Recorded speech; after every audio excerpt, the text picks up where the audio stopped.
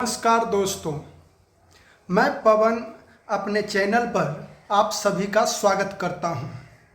जैसा कि आप जानते हैं, वर्ष 2025 बिहार में चुनाव का साल है। चुनाव काफ़ी महत्वपूर्ण होने वाला है उन लोगों के लिए, खासकर उन विद्यार्थियों के लिए जो कि विभिन्न प्रतियोगी परीक्षाओं की तैयारी कर रहे हैं। तो इसी को ध्यान में रखते हुए अभी हाल ही में बिहार लोक सेवा आयोग, हाँ जी, हाल ही में बिहार लोक सेवा आयोग ने जो है वो वैकेंसी जारी किया है। जैसा कि आप देख सकते हैं, है ना, ये बिहार लोक सेवा आयोग। तो बिहार लोक सेवा आयोग में शिक्षा विभाग, है ना, शिक्षा विभाग के अंतर्गत सहायक शिक्षा विकास पदाधिकारी के 935 वैकेंसी आया है। सहायक शिक्षा विकास पदाधिकारी काफ़ी महत्वपूर्ण पोस्ट है, खासकर वैसे विद्यार्थियों के लिए जो तैयारी कर रहे हैं और बिहार के हैं। ऐसे तो दूसरे राज्य वाले भी लोग भर सकते हैं, लेकिन मुख्य रूप से मैं बिहार के लोगों की बात करूंगा। इसमें टोटल 935 सीट है, जिसमें से 319 सीट महिलाओं के लिए आरक्षित हैं। और ये जो आरक्षण का लाभ जो महिलाओं को मिलेगा, ये सिर्फ बिहार के महिलाओं को ही मिलेगा। जैसा कि आप यहाँ देख सकते हैं कि इसका वेतनमान प्रारंभिक वेतन स्तर 5 है, मूल वेतन 29,200 रुपया है।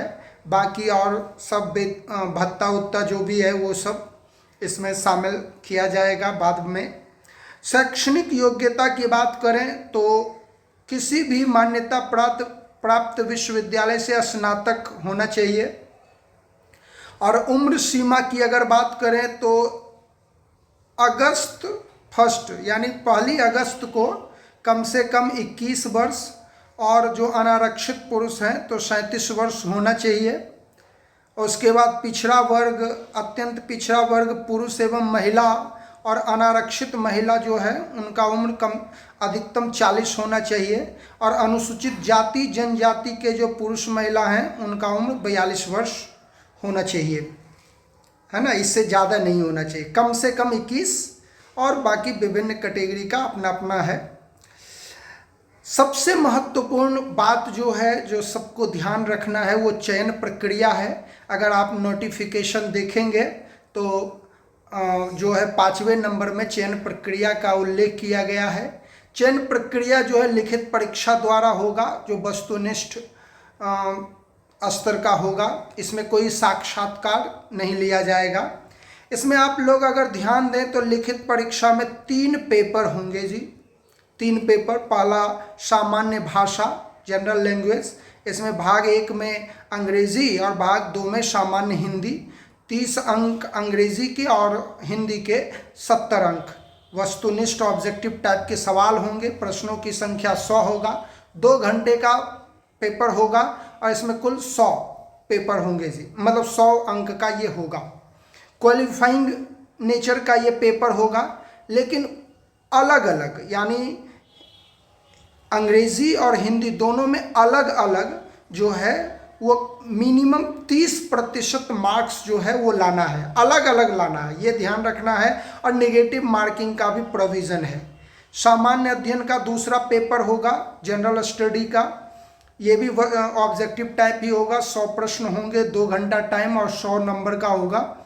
और सामान्य योग्यता जनरल एप्टीट्यूड टाइप का क्वेश्चन होगा, वो भी ऑब्जेक्टिव टाइप होगा। 100 सवाल होंगे, 2 घंटे का पेपर होगा और 100 नंबर का होगा। यहाँ साफ साफ लिखा हुआ है कि प्रत्येक गलत उत्तर के लिए 1/3 अंक जो है काटा जाएगा। तो 1/3 नेगेटिव मार्किंग का प्रोविज़न है।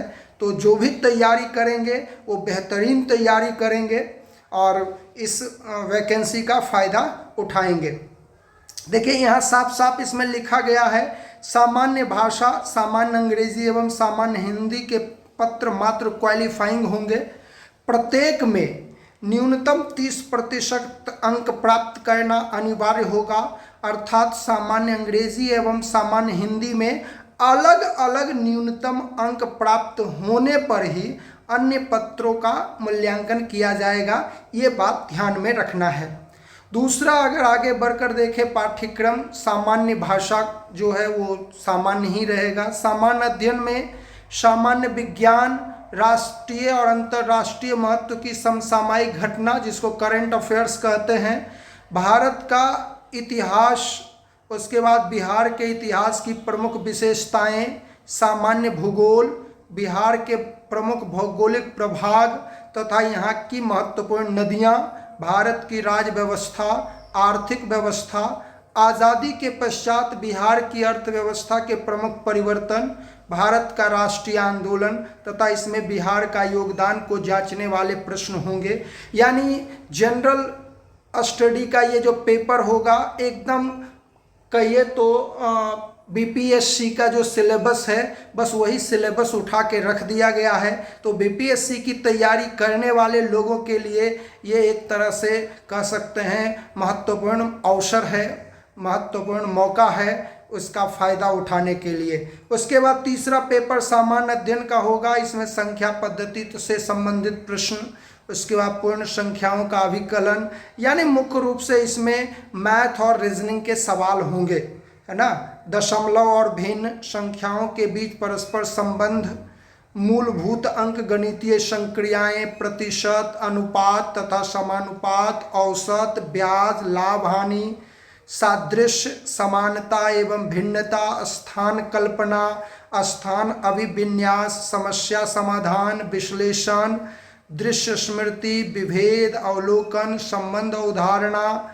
है ना, ये सब इसमें शामिल रहेगा। लिखित परीक्षा के उपरांत जो है दस्तावेज सत्यापन किया जाएगा।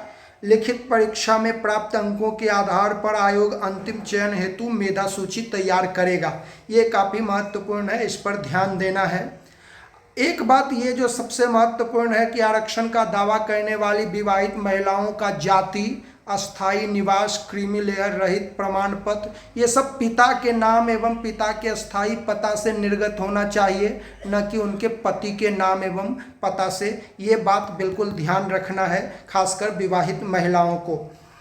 चलिए, सबसे महत्वपूर्ण जो बात है वो ये ध्यान रखना है कि इसके लिए ऑनलाइन आवेदन प्रारंभ होगा 27 अगस्त से और 26 नवंबर तक आप फॉर्म भर सकते हैं। 100 रुपया मात्र इसका जो है वो मतलब कि फॉर्म भरने का शुल्क है। ये बिहार सरकार ने बहुत ही अच्छा किया है। तो मैं आप सभी तैयारी करने वाले प्रतिभागियों से गुजारिश करूँगा, निवेदन करूँगा कि आप अपने लिए एक अवसर के रूप में इसे लीजिए और ज़ोरदार तरीके से इसकी तैयारी करिए। अभी से तैयारी करिए कि आने वाले वक्त में ये 935 जो सीट है इस या एक सीट आपके लिए रिजर्व हो जाए आपके तैयारी के अनुरूप। तो ज़ोरदार तैयारी करिए, ज़ोरदार तरीके से करिए, सिलेबस के अकॉर्डिंग करिए। एकदम ये जो आपका सिलेबस है एकदम इसको ध्यान में रखकर एक एक सिलेबस के एक एक टॉपिक को कवर कर लीजिए, है ना। और मुख्य रूप से अगर बात करें तो प्रीवियस ईयर क्वेश्चन, खासकर बीपीएससी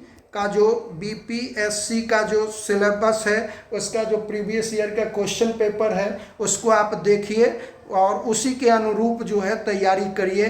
काफ़ी बेहतरीन अवसर है, बेहतरीन मौका है, इसका लाभ उठाइए। तो चलिए आगे हम फिर बात करते हैं किसी और टॉपिक को लेकर। जय हिंद, जय भारत।